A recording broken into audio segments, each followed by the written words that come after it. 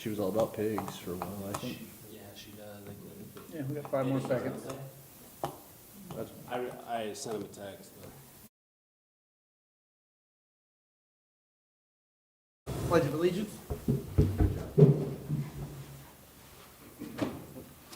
I pledge allegiance to the flag of the United States of America and to the republic for which it stands, one nation, under God, indivisible, with liberty and justice for all.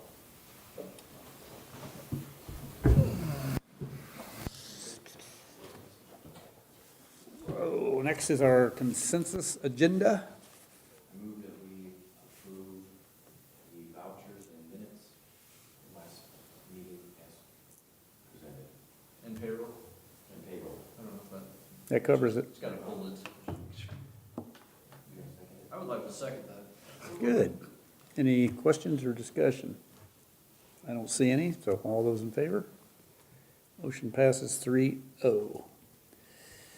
Patrons' comments, I don't see any. So we will move on to personnel, Mr. Riffle. All right, we're going to go ahead and lump some of these together just based on them somewhat similar.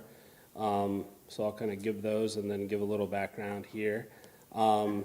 Obviously, in your package, you've seen these resignations and the purposes behind those, but I'd like to recommend the approval of the resignation of Stephanie Andrews as an elementary instructional assistant, Brandy Hall as elementary instructional assistant, Steve Linville as elementary custodian, and Troy Shirk as corporation computer technician.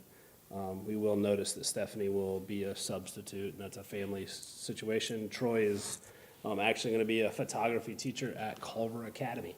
So I had an opportunity to do something that he's passionate about, so I'm excited for him. But those would be the first 4 recommendations. I would like to move that we approve those 4 resignations. Second? Okay, it's been moved by Wes, seconded by Ken, that we approve the 4 resignations as recommended by Mr. Riffle. Questions or comments? All those in favor? 3-0. The next 2 recommendations come after interviews were actually held today and offers were made. So I'd like to, happy to recommend the approval of Crystal and Mundy as an instructional assistant and Rick Yarbrough Sr. as an instructional assistant in the intermediate wing of the elementary school. I move that we accept those and approve those appointments as they represented. Second? Okay, it's been moved by Ken and seconded by Wes that we approve the 2 instructional assistants as recommended. Questions or comments? All in favor? 3-0. The next 2 items, I'd like to recommend the approval of Lisa Hammond and Stephanie Andrews as substitute teachers. I have a question first, or maybe this is after. This is the other Lisa Hammond? Mhm. Okay. Mhm. So I wasn't here in June, just making sure I didn't miss something. Yep. So I would move that we approve those 2 for substitute teaching. Second that? It's been moved by Wes, seconded by Ken that we approve the 2 substitute teachers, Lisa Hammond and Stephanie Andrews. Questions or comments? All those in favor? 3-0. The next 3 items deal with show choir volunteers. Those were sent by Mrs. Haynes. So I'd like to recommend the approval of Denise Terry, Roger Terry, and Aaron Haynes as show choir volunteers. I move we approve those show choir volunteers. Second? It's been moved by Ken, seconded by Wes that we approve the 3 show choir volunteers. Questions or comments? All in favor? Motion passes 3-0. And then last but not least, under the classified staff, we recommend the approval of the wage scale continuing to be status quo for the hourly and salary staff to be adjusted and or looked at as we move forward with negotiations. And move we approve the wage scale for classified staff. Second? It's been moved by Ken, seconded by Wes that we approve the wage scale. Questions or comments? All in favor? 3-0. Moving on to certified staff, I'd like to recommend the, regrettably, but obviously, situations led to this that is in the best interest of Hannah and her family, but recommend the resignation of Hannah Baker as a fifth grade teacher. I will move that we approve her resignation. Second. It's been moved by Wes, seconded by Ken, that we reluctantly approve the resignation of Hannah Baker. All those in favor? Motion passes 3-0. So I guess on the flip side of that, the good news is we have Josh Taylor here with us tonight, and a young lady by the name of Lexi Albright, both of these candidates actually worked through our Ed Professions class when they were seniors in high school, so pretty awesome to see them come back. Obviously, Josh was already here, but Lexi was part of that program as well, so I happily make the recommendation to approve Josh Taylor as a fifth grade teacher and Lexi Albright as a fourth grade teacher for next school year. I will happily make a motion that we approve those two former students of mine. Okay, it's been moved by Wes, seconded by Ken, that we approve Josh Taylor as fifth grade teacher, Lexi Albright as fourth grade teacher. Questions or comments? All in favor? Motion passes 3-0. Last, of the certified staff, I recommend the approval of Grace Pearson using 20 days for the sick bank leave. She is working through some health concerns. Obviously, we put that in there last month to approve that, but the 20 sick bank days allows her, that's the maximum she's allowed to take from that sick bank leave. And so I'd recommend that we offer those to her. Approve Grace using those 20 days in the sick bank. Second, strongly second. Okay, it's been moved by Ken, seconded by Wes, that we approve the use of 20 days of sick bank by Grace Pearson. Questions or comments? All in favor? Motion passes 3-0. Next, I recommend the approval of the fall ECA coaches. Obviously, there's a large list of those from the ones we know right now, so recommend those fall ECA coaches. I'll move we approve those ECA coaches that we were presented with. Second. It's been moved by Wes, seconded by Ken, that we approve the fall ECA coaches as listed. Questions or comments? All in favor? Motion passes 3-0. And under the administrative staff, I make the recommendation that we approve administrative contracts as were presented. I'll move that we approve those administrative contracts. I will second it. It's been moved by Wes, seconded by, moved by Ken? I mean, No, it was Wes. I gotta reverse that. Moved by Wes, seconded by Ken, that we approve the administrative contracts. Questions, comments, all in favor? Motion passes 3-0. All right, For personnel? moving on. Okay, move on. Oh, sorry. No, go ahead. Moving on to the next two items, I recommend the approval of the 25-26 high school fundraisers and the 25-26 elementary student council fundraisers as they were presented. I'm going to approve these two during as presented, fundraisers for both high school. second. It's been moved by Ken and seconded by Wes that we approve the two fundraisers for the 2025-2026 academic year. Questions or comments? All in favor? Motion passes 3-0.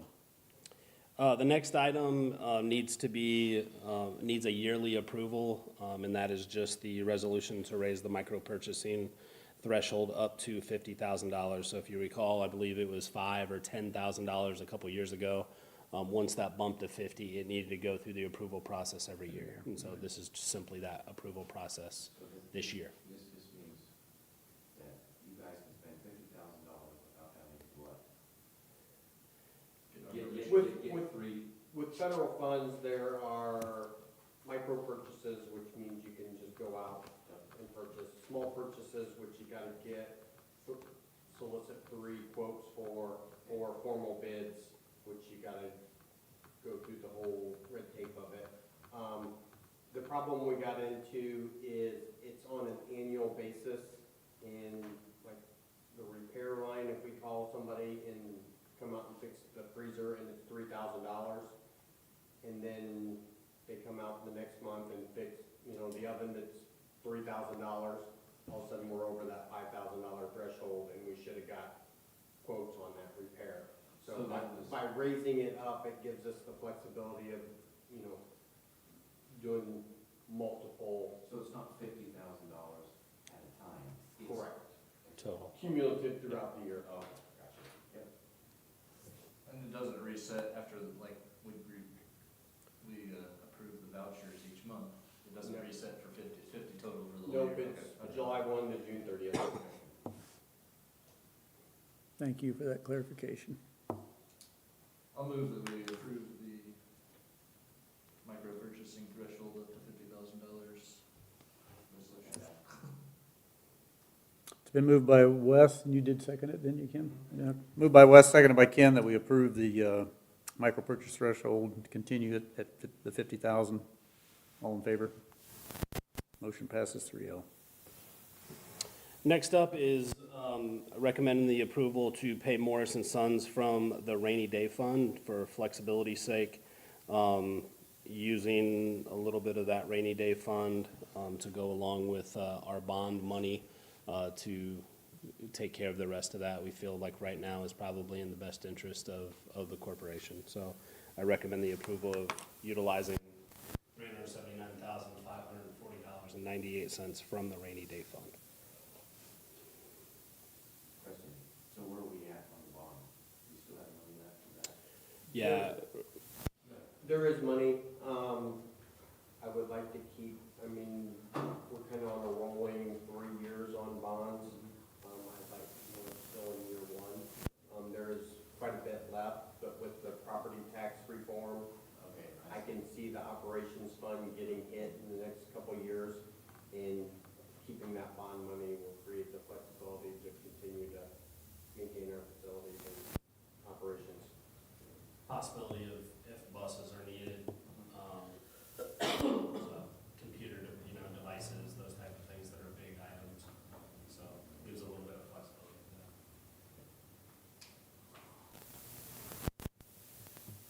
I'll move that we pay more from funds, that amount, $279,498 from the fund. Second. Okay, motion by Ken, seconded by Wes. Any other discussion, questions? All in favor? Passes 3-0. I recommend the approval of Hostetler Lawn and Landscaping to complete the JV baseball field or the practice field that will be next to the varsity baseball field out on the east side of campus. So are we addressing the softball field? also? So we will actually make upgrades to what is considered the T-ball field right next to it, so they will actually expand that a little bit. Once again, the main purpose of that is practice, right? And so really it's the infield, it's the extra space. We'll do the same thing to that other diamond, but it's already crowned and taken care of, so Brian feels as if he can do the rest of that without having Hostetler come in and do that. Okay. While it's no cost, I'd like to thank Craig Hawley. Oh, yeah. He is going to donate some tile work out there. The company he works with, can't think of the name of the company off the top of my head, is gonna donate. Farmers tile. Drainage, or the other company? The company where he's getting his tile, they're donating material and he's donating the labor, so that part of it, to hopefully get rid of the wetness out there. Mm-hmm. So hopefully when we get that done, and then Hostetler will come in and grade it and crown it, and should have a pretty nice practice facility out there. How far are they? I saw the map, I guess. I didn't look at that closely. It just now popped in my head. They're not doing all that grassy area out there to the best. No, like, they're to gonna grade it, the outfield and everything. The intent our main focus was the infield, just for a Right. practice area. Sure. We weren't, that while they're here, they said they might as well grade the outfield. That way, if we ever decide to make that a junior high field or a full field, it's So I'm ready just to go. thinking, for PE, it'll be good for PE to use it still, like they. Yeah, there's not gonna be fences out there. I mean, You can still put the soccer Right, balls I up. was already clarifying about fences being in the way for cross country, don't worry. Yep. And I guess there's not any fences in the works at the moment, so. It's not the plan right now. Make sure there's a running path behind the fence. I was like, I need a mower width, give me a mower width back there. Brian's like, there won't be any fence, so. It's your course, so. Can always change it. I'm not changing it ever again. Anyone care to make a I will- motion? I'll be happy to make the motion to approve the practice baseball field. I'll second. It's been moved by Wes and seconded by Ken that we approve Hostetler Lawn and Landscaping for the new JV baseball field. Questions or comments? Any other questions or comments? All in favor? Motion passes 3-0. all right, next up, 2 items. I'd like to make the recommendation to approve the classified employee handbook and the classified director handbook. If you looked in the packet, there were very few changes to that at all, just clarifications to be consistent with other handbooks that we already have. When we approve the classified employees handbook and classified directors. Second. It's been moved by Ken, seconded by Wes, that we approve the 2 handbooks as amended. Questions or comments? All in favor? Motion passes 3-0. And last but not least, I recommend the approval of the public official bonds. So if you notice, we had to have notaries for Tom to take care of the bond issues. I don't know if there's any other explanation on that. Obviously, it was in the packet, but. These bonds, they're just, for the people that handle money, frequently throughout the corporation, ECA treasurers, Ashley that does payroll, just to, it's required. The single one is for me, just in case something careless happens, a deposit's lost, criminal activity, anything like that, the school is bonded and protected to recover I that. believe I read $25,000 apiece Yep. for everyone that's handling money. I'll move that we approve the public official bonds. I'll second that. It's been moved by Wes, seconded by Ken, that we approve the public official bond. All in favor? Motion passes 3-0. Moving on, Mr. Riffle, do we have any core values this month? We do, as always. So, continuous improvement, I'm just gonna work through some of the things that have been done this summer. Hopefully you can see those, but then some of them, maybe aren't as visible. But the tennis courts obviously look great. They all match now, so that's awesome. And/or it's a great playing surface for our kids. The fences are being installed and repaired from the tornado and the addition of the fences that were in our bond. The elementary roof is complete. The fire suppression upgrade is installed. Elementary desk and cabinets are installed. Risers have been purchased and are being used. The floor scrubber was purchased and has been used on the trench court. So that was a great to have downstairs and be able to use more often than not. New buses are ordered, devices have been ordered and are ready for students. Practice baseball, softball fields are up for approval and will be worked on this summer and fall. And I did note in there the donation from Craig Hawley and the donated tile from his distributor. Upgrades to the corporation Wi-Fi are complete or in the process of being completed. Landscape and grounds, interior of buildings are looking great thanks to Barry and Brian and their leadership in the maintenance crews. And then elementary gym sound and railing. That's been a while ago, but once again, just the bond in play there. Just projects that we were setting out to do with that bond money. And then the teacher trial devices are being distributed. We are looking at ways to eventually eliminate desktops within all the teachers' classrooms. So we're looking at a Microsoft device that can actually act as their desktop, but also be a little bit more mobile with instruction in the classroom, and it's a wireless device as well. So there's 6 of those, as we talked a little bit about at the administrative retreat. There's going to be 6 of those that are eventually going to be deployed for next school year. Elementary blinds are complete.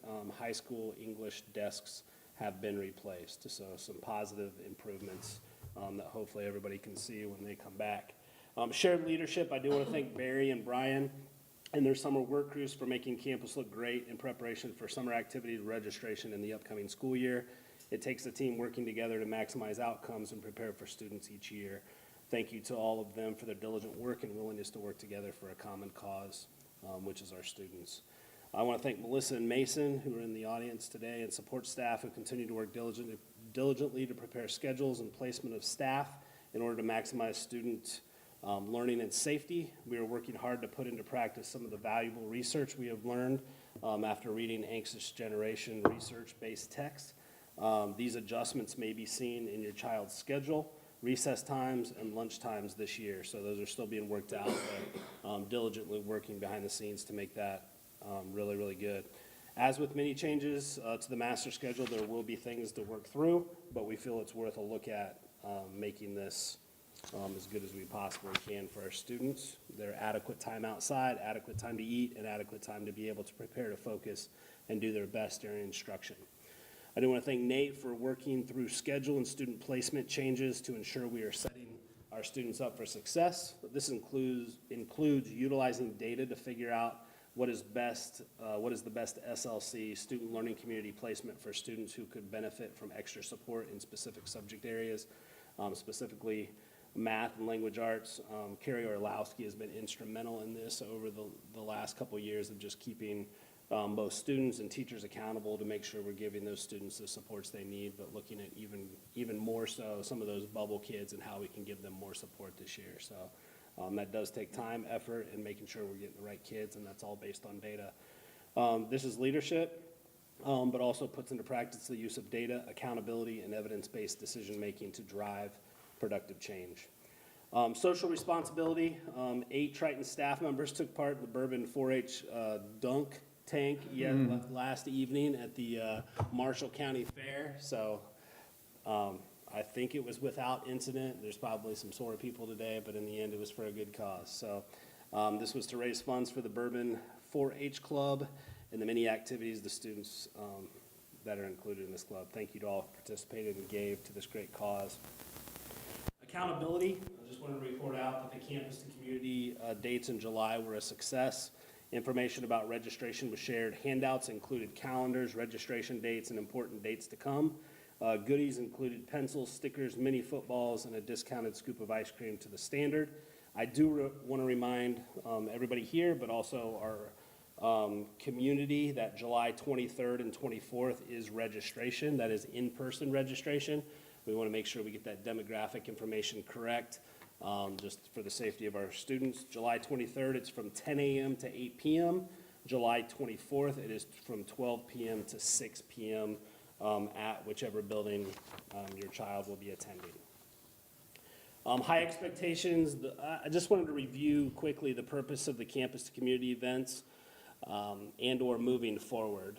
The emphasis of that was really to continue to remain visible and accessible to Triton patrons, focusing on the importance of homeschool partnerships to maximize student learning and growth.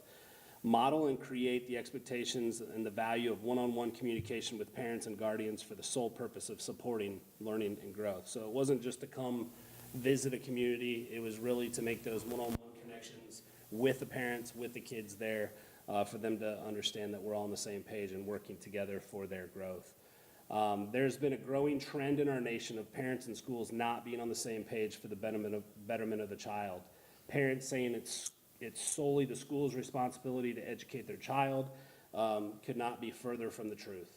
In order to maximize student growth, it takes the home and school working together to help child grow and reinforce the skills needed to help them be their best. So we, as a school corporation, will continue to commit to be a partner, look for the win-win, and do everything in our power to help connect resources and help in the area of instruction and safety. So I think it accomplished that purpose. We didn't have a lot of people, but in the end, the people that did come I think it was beneficial, to see the little kiddos run up to their teachers and give them hugs, and I'm excited to see them, made it all worth it. Alignment, Melissa and teachers continue to work towards alignment of curriculum materials, specifically reading textbook adoption of Smecken's playbook for the upcoming school year. Using data to have discussions on best practices will continue, as there will be a need to refocus in some content areas to maximize our potential. And last but not least, evidence-based decision-making. Based on iRead passage rates, we were able to make decisions to add fourth grade teacher to this larger class of 84 students. If you remember last month, we were talking about the possibility of, do we add a third grade teacher and a fourth grade teacher? So the update is, we are gonna add a fourth grade teacher to a class that is now 84 students. So that's keeping our class sizes down as we would expect them to be. The third grade class, having had almost half of the students passing the iRead assessment in second grade, we will move down to 3 teachers. The average class size in the elementary at this moment, obviously before registration, is 20.5 kids per class. So that's awesome class to teacher ratios. This will fluctuate once registration is complete on July 24th, at which time we will report out the update to this ratio.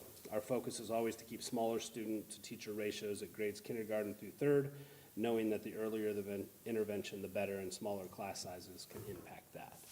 So be more than happy to take any questions, but a lot of good stuff happening this summer, and excited for the school year to come.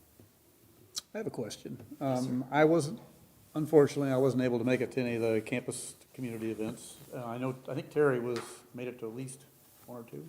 I don't know, did either of you get a chance to go? Yeah. She went to all 3 of you. So the question is, in looking back on those events, did we learn anything that we didn't anticipate? Anything that kind of surprised you from that? I learned a little bit about Old Tiptown and Tippecanoe, but I don't know that that's really what you're asking. No, anything. But, no, I don't know that we learned a lot. I may not be speaking for everybody there, but I think it was well received. I think the parents really appreciated taking the time. I love the fact that we had teachers there from both staff. But I think it is valuable to go to them. And I think there is sometimes that onus that we expect them to come to us, and sometimes walking into a building is scary when maybe your experience in a school wasn't the best. So I think it does just allow that. We're willing to come to you too, and we want to partner. So again, I thought it was a great idea. So are we planning on doing it again? I think something similar. I think we've talked about the possibility of maybe going to fairs and being present when maybe there's more people there, possibly even trying to recruit students to come to our awesome school. But in the end, I think this is a great start, and I think we can continue to improve on that. Okay. So, yeah. I don't know, was there anything else learned maybe that I wasn't aware of? I think for us, there was a few parents that we talked to about concerns maybe that they had that we were able to address before we got to the start of the school year, which was really good and helpful. So there was definitely some things like that that I think popped up, but maybe I wasn't expecting that. We did have 2 families that are not currently enrolled at Triton that I think it really sold them on the fact is that this is the safe place that I want my kids. So Yeah. one was from Warsaw, one was from Plymouth. Yes, so the Plymouth family's coming on Wednesday to do a tour, and I'm just doing some screening with their kids, so, yeah. Awesome.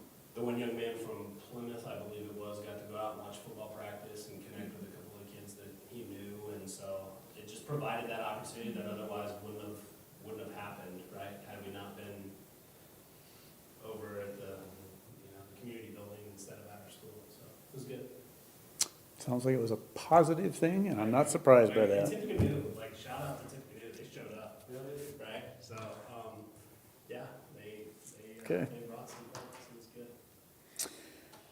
All right, thank you, Mr. Riffle. Patrons' comments, I'm not seeing any patrons, so we will move on to building reports. And Melissa, elementary, would you like to go first, or Nate? Who?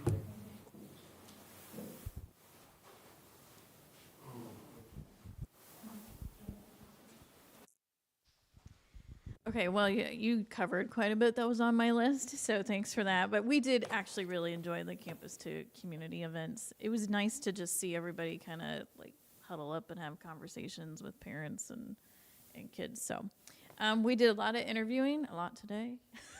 More to come, but we did fill our instructional aid positions, and we're working on our final teaching position next week. Looking forward to registration, just getting prepared for that next, Wednesday and Thursday. And at the same time, our final SMECNS training will take place virtually for our teachers that haven't been able to make it to that training yet. Will also be next week. And then preparing for that new teacher orientation on the 28th and 29th. And then preschool orientation on the 31st. And again, we're just preparing to have our staff in on the 4th and our kids back on the 6th, which we're excited about.